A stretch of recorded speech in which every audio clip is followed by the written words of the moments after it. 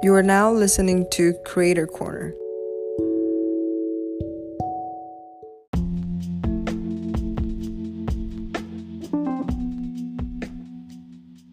Hi everyone, welcome to Creator Corner. We're super pumped about our guest today, Jordan Paradise. Welcome, Jordan. Thank you for having me. I'm excited. Jordan Paradise is originally from the Bay Area, but he currently resides in Saipan, which is an island near Guam. Am I pronouncing that correctly? It's Saipan. Saipan. Yes.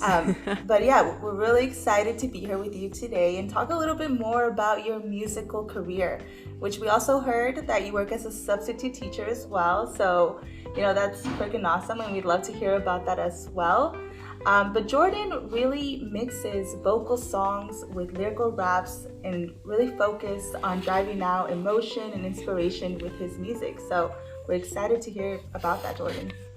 Welcome. Thank you. I appreciate it. I'm excited to share about it because that's my passion. So I'm all about talking about it.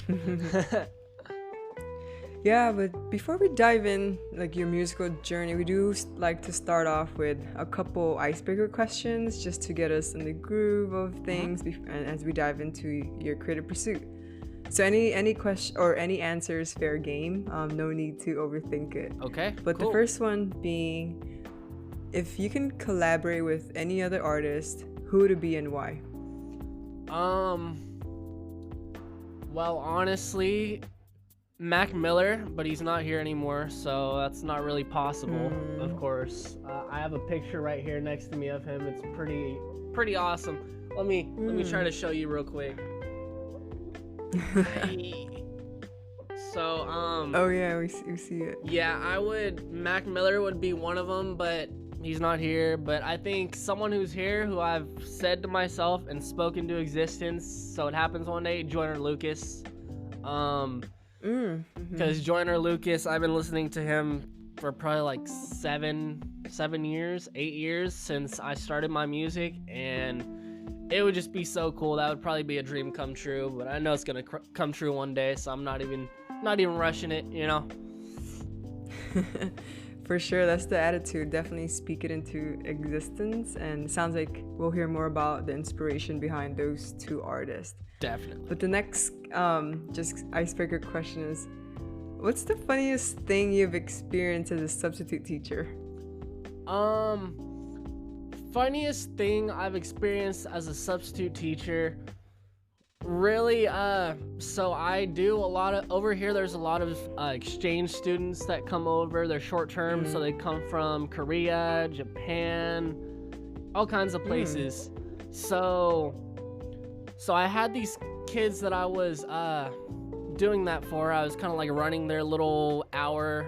They'd come in with me and we play games, and we were doing a name game where you like hit your lap and then you say your name and then you say someone else's name, and after a while everyone started changing their names to random things. Like someone's name was Seaweed, someone's name was Oreo, and someone else's name was Chainsaw Man.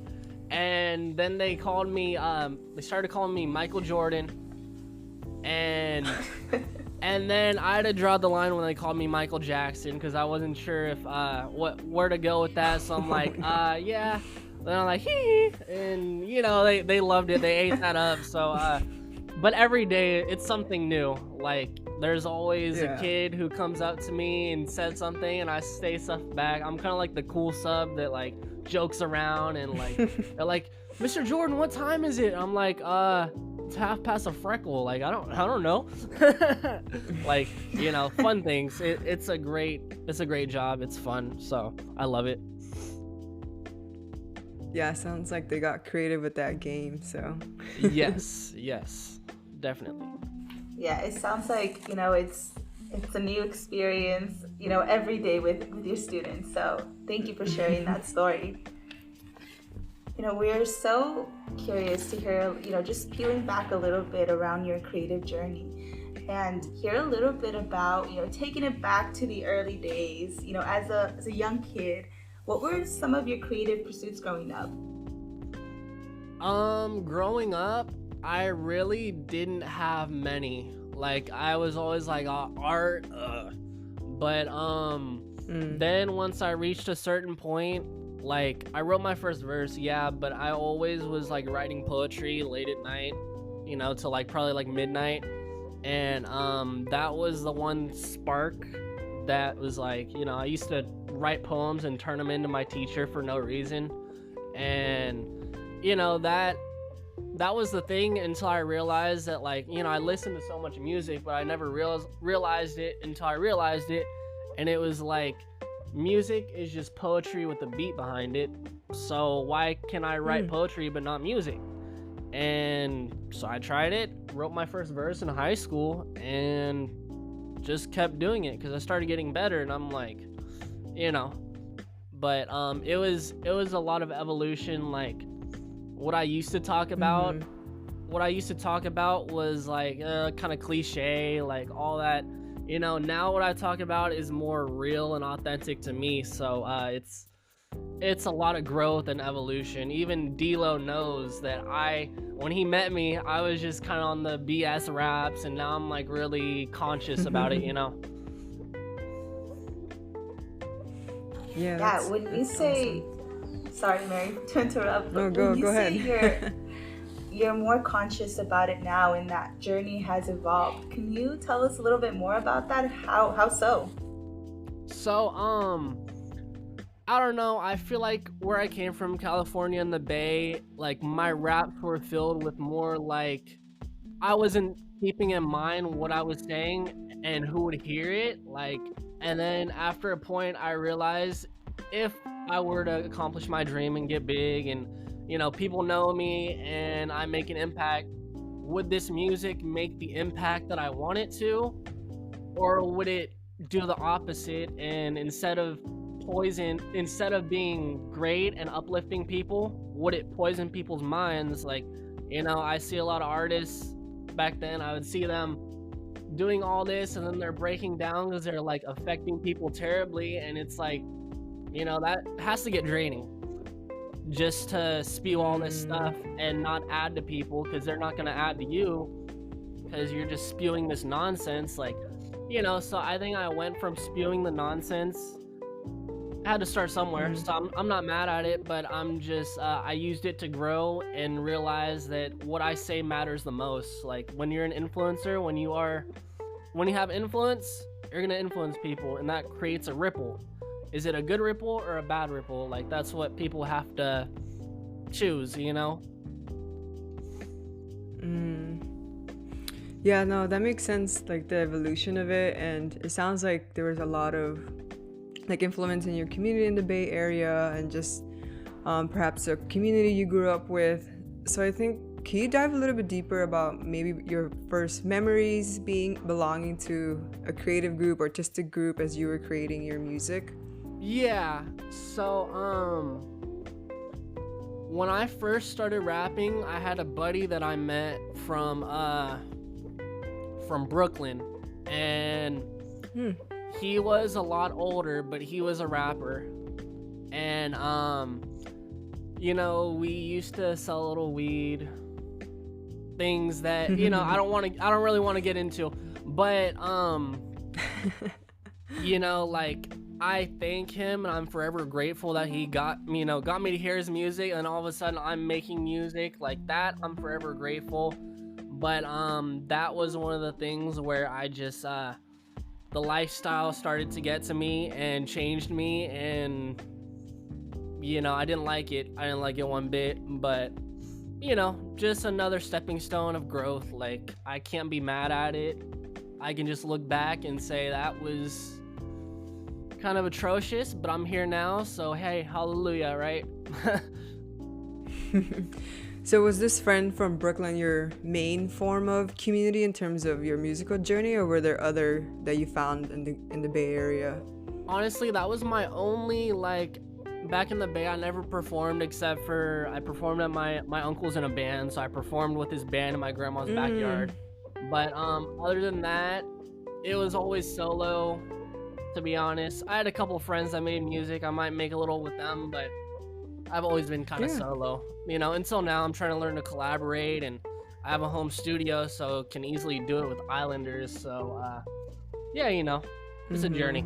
It's a journey, definitely. But I don't know. I feel like I've had people want me to like get in a group with them, and I'm just like, I don't know if your mindset is where mine is, and I think sometimes it's better to make sure your vision stays your vision and not someone else's. But that's my biased view, I guess, because I've always been solo, so I know it goes both ways.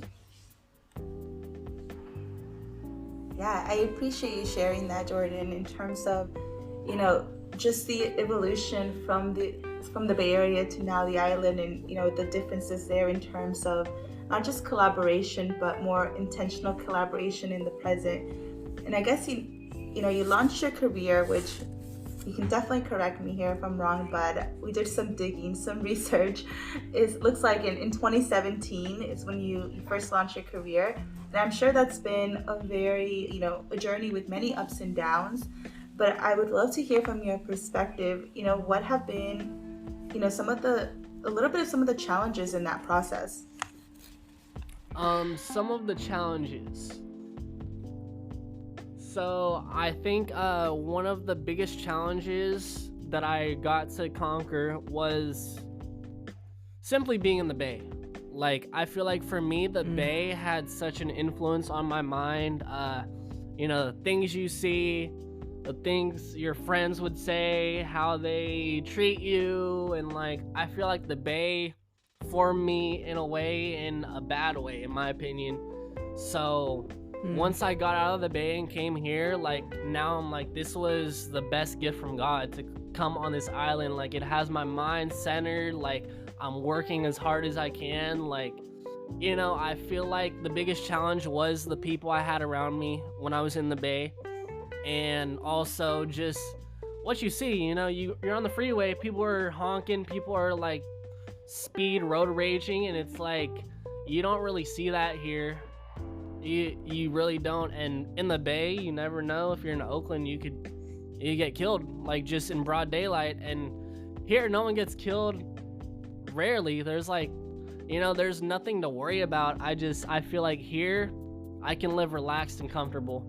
I remember being in the Bay, I always have to check my shoulder, so to be like, who's around? Like, do I trust this person? Like, but yeah, that's one of the challenges. There's definitely been a couple, like, back there, it was a lot of, everyone I knew sold a different substance. So, that was another battle that I overcame, and that was probably one of the hardest, one of my lifetime battles, actually. And I'm blessed to be here. I can't ask for anything more but what I got. Yeah, and just curious, Jordan, how do you think like the change in environment has really impacted your music, or the time, or how you create music, or your creative pursuit there? Well, I think it's pretty cool because the change in environment didn't necessarily change my music. I actually think the change in environment, I mean, it did, I'll get into that, but it did kind of like stay the same because I have that Cali vibe and I'm on this island. So it's kind of an advantage because it's so different from everyone that performs here. They're always reggae bands, cover bands, which are dope. But I'm one of the only hip hop rappers that they see out here, music videos, hear me on the radio, like, they might see me perform every now and then, like, so I kind of have that California swag, but I'm on an island, so it makes me stand out a lot.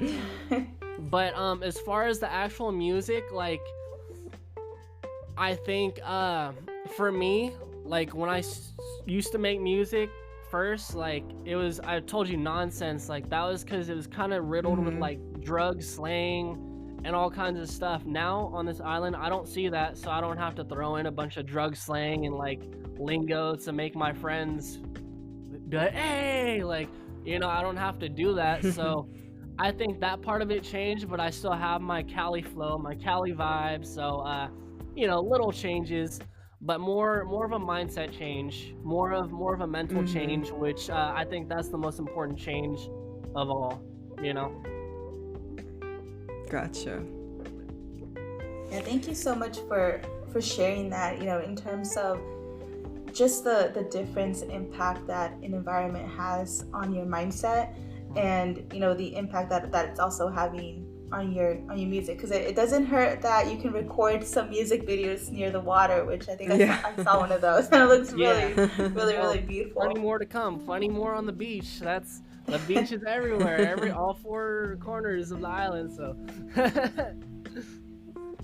That's awesome. Yeah, and I guess on that, something that you mentioned that stood out was, you in the Bay Area, it sounds like you were, some of the lyrics that you were focused on was you said, like, a little bit of nonsense in terms of some of the topics, and now there's been a difference there in terms of the lyrics. And so in terms of in the present, you're being more intentional in terms of the message that you're sharing with others and the impact that you want to have on others. In your own words, would love to hear a little bit more, what impact do you or what do you hope your audience gets from your music? So I think the impact I want my music to hold, I mean, of course, in a general sense, I want it to be a positive impact. I don't want people following my lyrics about being out here strapped up and end up getting shot and killed. Like, that's what I never wanted to go for from the jump. But I used to rap about guns. Now the impact I really want is to be able to have people go in my DMs or go under a song and say, hey, this song changed my life. I was so down low and you picked me up just hearing what you were saying.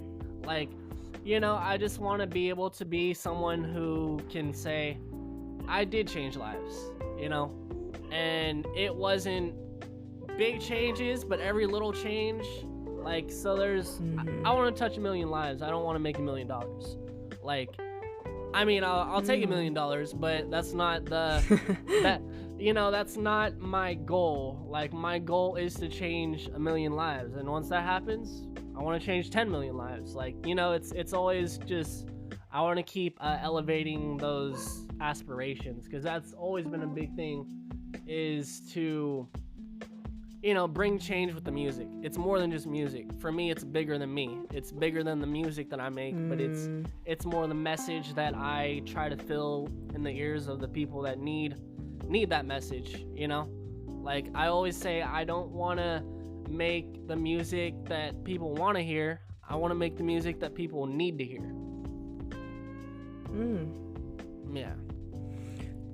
Yeah, I'm just curious, Jordan, what do you think that innate motivation to be more impact driven of my lyrics, I want people to connect to it, I want it to uplift people, where do you think that comes from as you started your musical journey? Let me think about that for a second while you listen to my dogs go crazy in the background.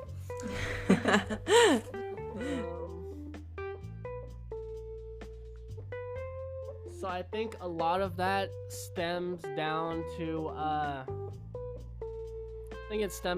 always wanting to grow and get bigger, but knowing that if I get bigger, whatever I create can basically mirror in the world and can either do something very negative and very, I can be the next douchebag that gets rich and makes music and spews the toxic stuff that poisons kids' minds, or I can be the one that inspires them, hey, I'd rather be the cliche guy that speaks life into people than the guy that, speaks the worst stuff into people. But I think that that mindset of positive impact does come from, it comes from my heart. I have a big heart. I'm always caring for, animals that I see on the street. I'm over here petting the neighbor's dogs, You know, I'm just a genuine, I have a heart.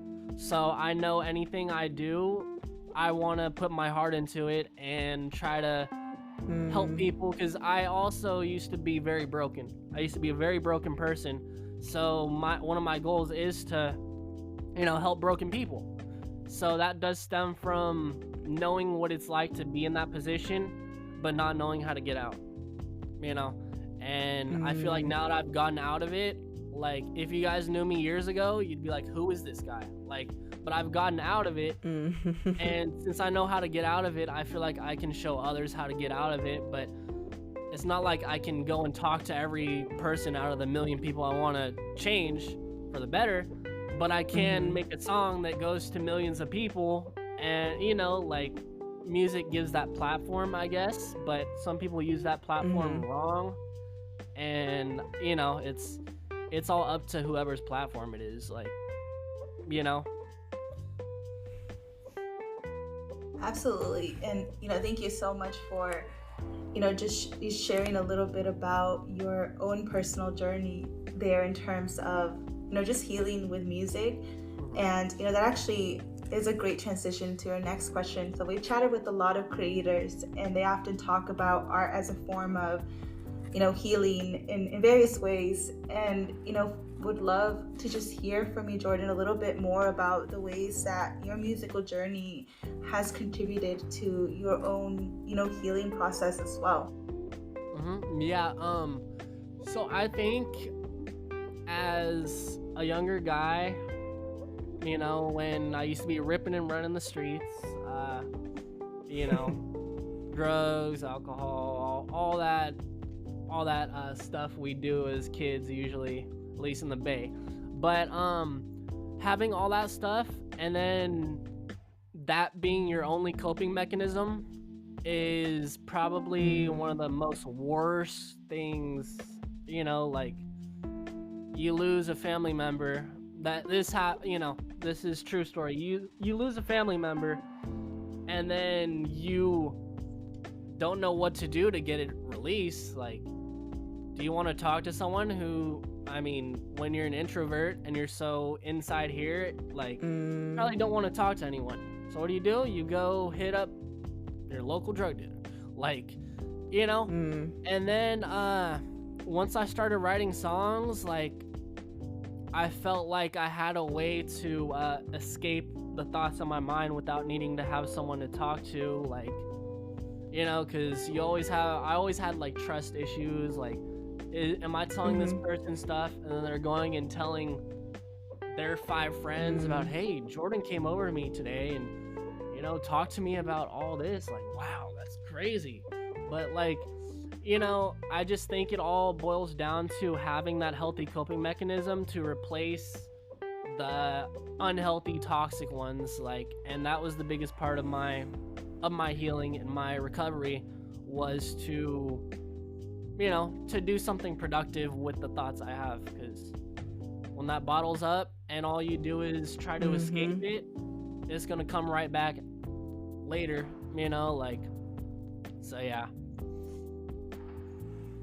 Yeah, that's pretty beautiful to hear, kind of how you've transformed your ways of coping with, real life stuff that you might be going through your music. So yeah, that was really nice to hear kind of how you pivoted to more maybe unhealthy coping mechanisms to some, and then now to something that really fulfills, like, how you feel, and writing it down and sharing it with the world. So I think that's pretty awesome, Jordan. Appreciate you sharing that. So we did see that you had our latest single, Be the Best You Can Be, and we saw the music video. Again, that's how we saw the beautiful water nearby and just the beach nearby.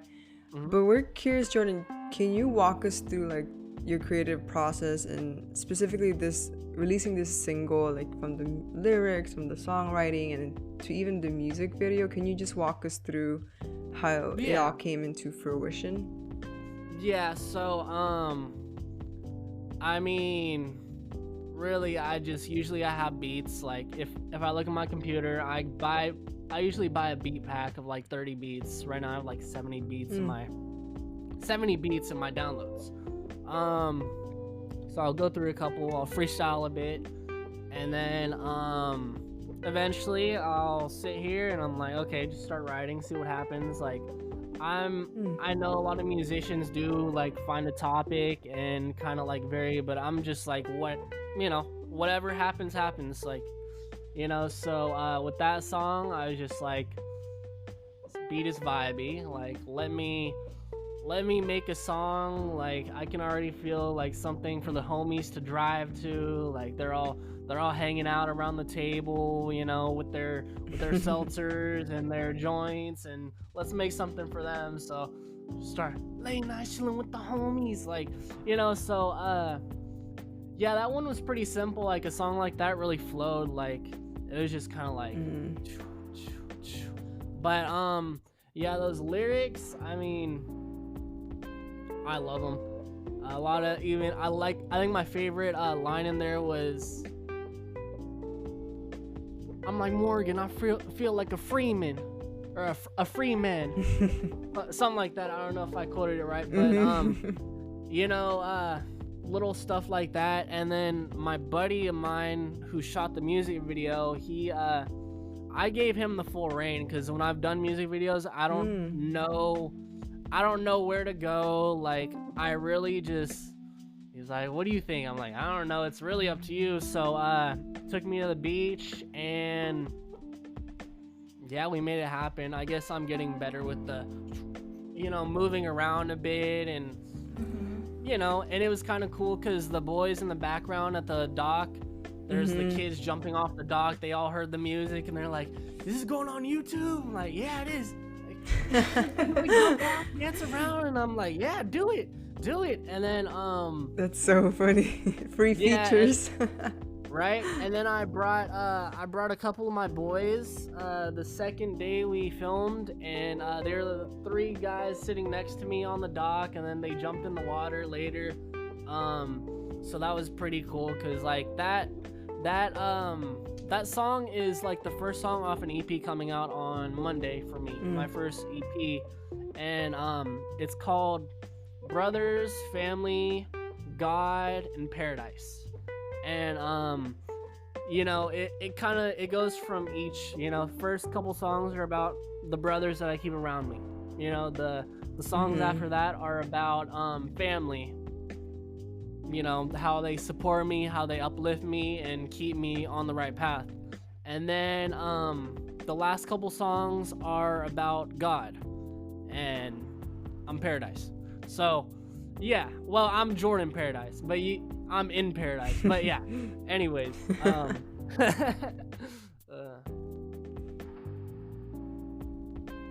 yeah, I love the community participation in the music video. Yeah.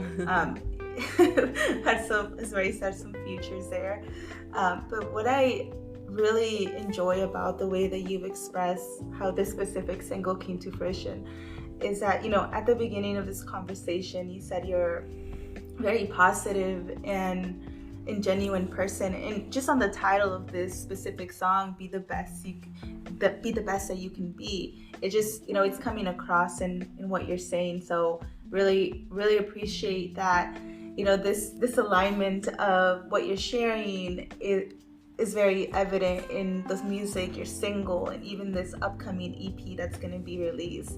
And I guess on that note, giving us a little sneak peek, what song are you most excited for folks to hear from that EP? So, honestly, I mean, it's all great, but there's one song I added because I had to delay my EP like a week. So I'm like, okay, I gotta, you can hear me, right? Okay. So there is a song that I added to it because I'm like, I'm making them wait longer. I have to at least give back somehow. So I added a song. And it is freaking awesome.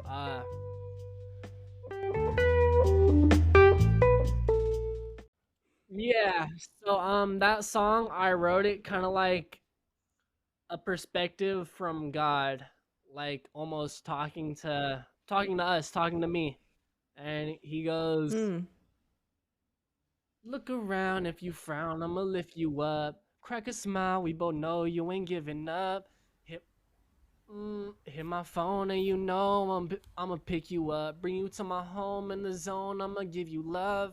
And like it kind of, on the surface, it sounds like a love song, you know, on the surface. Mm. But then if you hear later, there's kind of like a dialogue, and it's kind of like talking about how, you know, God, if all we have to have is love in our hearts and our minds, you know, ready to blossom, and we give it to him, and we go, you know, we go to him and he really grows that love.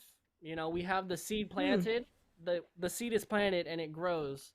And then yeah, I guess that's kind of like a little preview, but it is an awesome song. I think it's my dad's favorite song of mine, to be honest.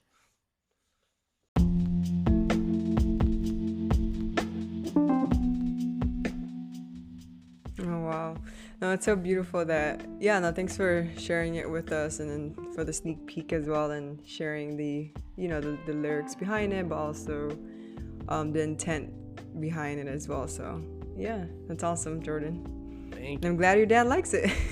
Yes, yes. He's like my biggest fan, to be honest, which is awesome. That's so awesome. Yeah. I guess as we're wrapping up the conversation, we're curious, Jordan. You know, we always like to hear from our guests and creators about potential advice they would give to people who are pursuing similar pursuits as you know, you as a musician. So what advice would you have for folks trying to really write down impactful lyrics and produce their own music?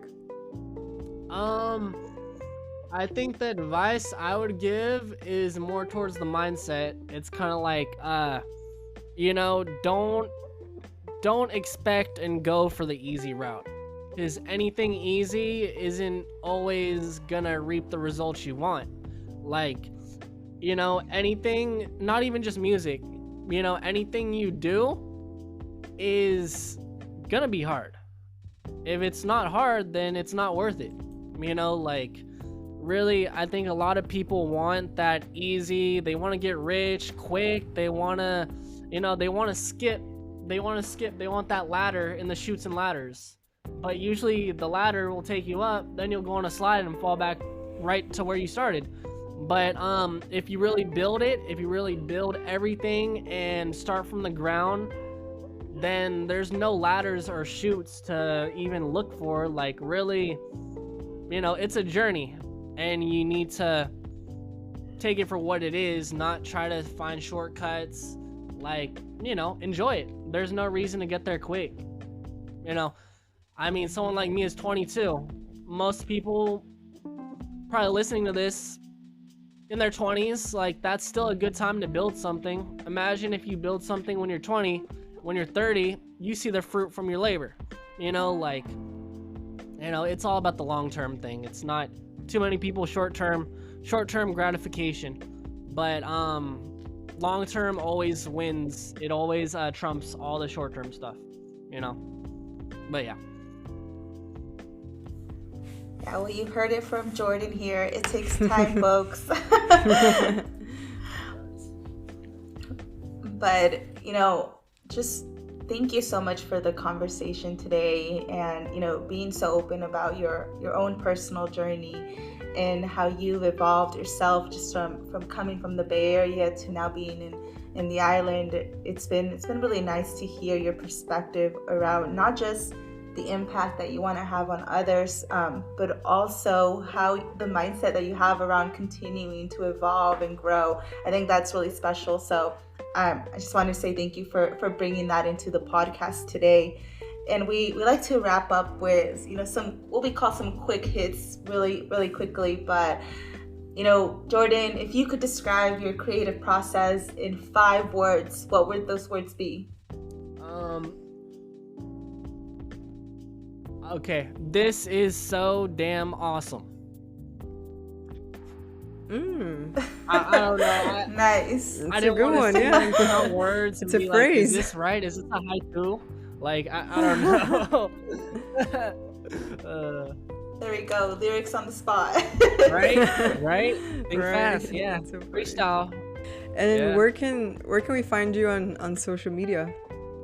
I'm mostly on Instagram, Jordan Paradise Music, at Jordan Paradise Music, and then everywhere else you should find me if you look up Jordan Paradise Music. Pretty much the same on all platforms, yeah. That's easy enough to find you. Yes, definitely. There's not many Jordan Paradises. I think I'm the only one, to be honest, which is nice. Yeah. Well, Yeah. I will say you were the first one that popped up, so it was quite easy to find your account like on Spotify and your socials. So Right? yeah, definitely. Well, this was great, Jordan. Again, we really appreciate your time, energy, and just you sharing your story with us. Seems like you have a lot of going for you with your new EP release. So we're really excited to just see what's next. And again, appreciate your time. Thank you. I appreciate you guys having me. I really enjoyed our conversation. It was a great way to wake up at 9 a.m. So thank you very much.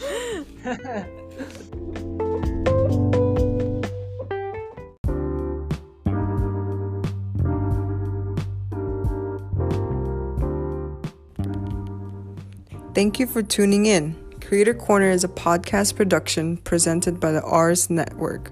It is hosted by Dalia Zaragoza and Mary Figueroa. This podcast is edited and produced by Muhammad Abdullah Kawish.